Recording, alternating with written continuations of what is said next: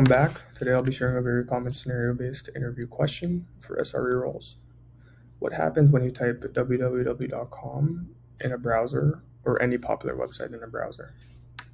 So I'm an SRE and have interviewed for many big tech SRE roles. I've been asked this question time and time again by companies like AWS and Wayfair. This question is pretty open for a reason. The interviewer wants to see the depth and breadth of systems knowledge you have.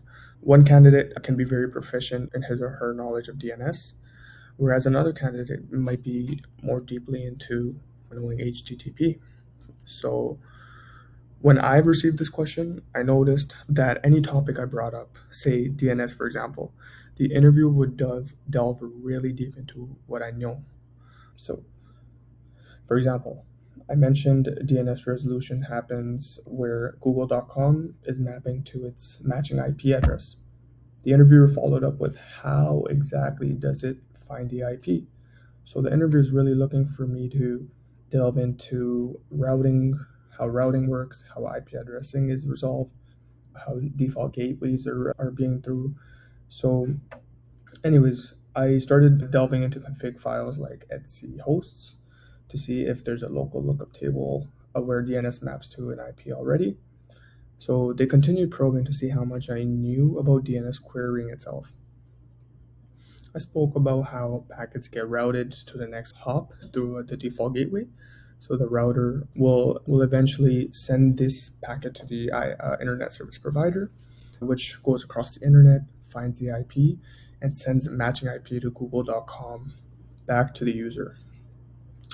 So DNS will go from the root DNS server to top-level domain DNS servers to finally the authoritative name server. Once we spoke about DNS and you cover a DNS topic, you can bring up the caching. So every layer where we're going through looking for the DNS and its matching IP, there's caching in most of these layers. There's the etc host file. So the caching will significantly reduce the time it takes to get the DNS. So yeah, going back to the story, when I answered this question, I primarily thought about it from a lens of the OSI model.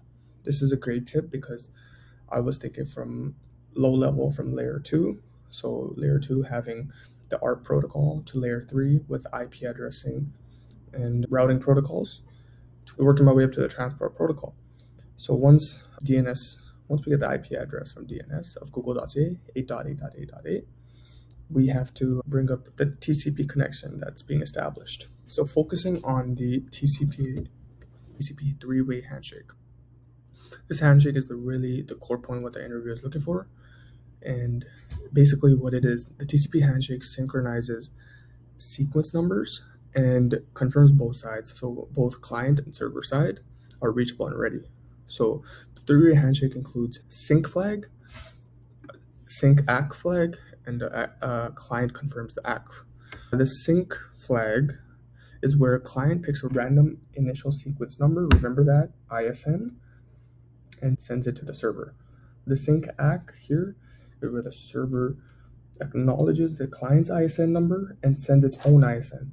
Then finally, the ACK is where the client acknowledges the server sequence number and the TCP connection is synced and established. On a side note, after the establishment, every packet can now carry sequence and acknowledge the numbers, so both server and client side can detect lost packets. So after TCP, we can bring up HTTP. Back to story, once I completed the discussion of TCP, I moved and explained what HTTPS is. It's basically sending a post request in the backend, and it's adding the content information. The server will then process the request. It'll add the content information in its internal database, and it sends back a response. So the response can be, thank you for filling out the survey, for example. And yeah, returns a response. The response typically has a header, a payload, and a status, success status or failure status, right? So that's HTTP. Now, to summarize, this is a very simple answer, I'd say, covering these three topics. It's really important that you're well versed in DNS, TCP, HTTP, and TLS. I would recommend doing practical labs as well to really solidify that understanding. To recap this question, what happens when you type www.google.com in a browser? It's a very common SRE interview question, and I think it's a great question to see a candidate's depth and breadth of systems knowledge.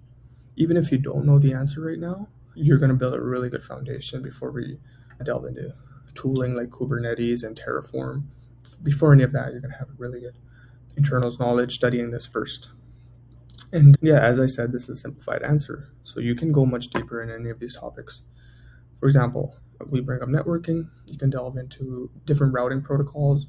There's BGP, OSPF, RIP routing, show off those networking muscles. In DNS, you can talk about different type of DNS records, CNAME, A name, quadruple name, etc. If you're a caching expert, really delve into caching mechanisms and trade-offs. If you're a more senior SRE, I would expect you to have really good knowledge of performance, so added latency or reduced latency from caching, what HTTPS, how TLS affects security. And honestly, this all will help you for your job as well, because as an SRE, it's really good to have this in-depth knowledge. Thank you for listening. Stay tuned for more content like this.